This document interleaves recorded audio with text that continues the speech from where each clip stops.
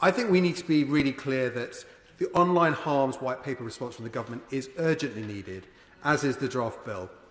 We have been discussing this for several years now. When I was chair of the Digital Culture, Media and Sports Select Committee, we published a report in the summer of 2018 asking for intervention on online harms, calling for a regulatory system based on a duty of care placed on the social media companies to act against harmful content. There are difficult decisions to be made in assessing what harmful content is and assessing what needs to be done. But I don't believe those decisions should be made solely by the chief executives of the social media companies.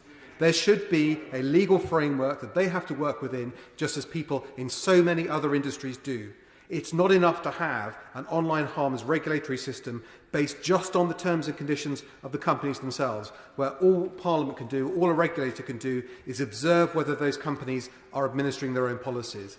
It must come with a regulatory body that has an auditing function, that can actually look at what's going on inside these companies, look at the decisions they make to try and remove and eliminate hate speech, harmful hate speech, medical conspiracy theories, and other more extreme forms of harmful and violent content.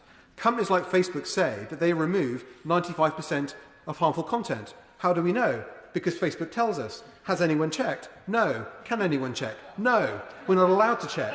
They've constantly refused to allow independent academic bodies to go in and scrutinise what goes on within those companies. It is simply not good enough. We should also be clear as well that we're not talking about regulating speech. We're talking about regulating a business model.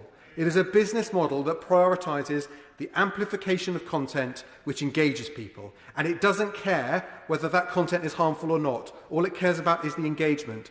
So people who engage in medical conspiracy theories will see more medical conspiracy theories. A young person that engages with images of self-harm will see more images of self-harm. And no one is stepping in to intervene and prevent this. How do we know that Facebook did all that it could to stop the live broadcast of a terrorist attack in Christchurch, New Zealand?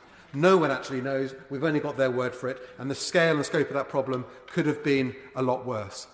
It is the tools and systems of these companies that are actively directing people to harmful content. People often talk about how easy is it to search for this material. Companies like Facebook will say, we downgrade this material on our sites and make it hard to find. But they direct people to it. People aren't searching for it, it's being pushed at them. 70% of what people watch on YouTube is selected for them by YouTube, not searched for by them. There was a study done in 2016 in Germany by Facebook, which was done as an internal report which the company suppressed and was leaked to the media this year, that showed that 60% of people that joined Facebook groups which shared extremist material did so at the recommendation of Facebook, because they'd engaged with material like that before. So that is what we're trying to regulate, a business model that is broken, and we desperately need to move on with online harms.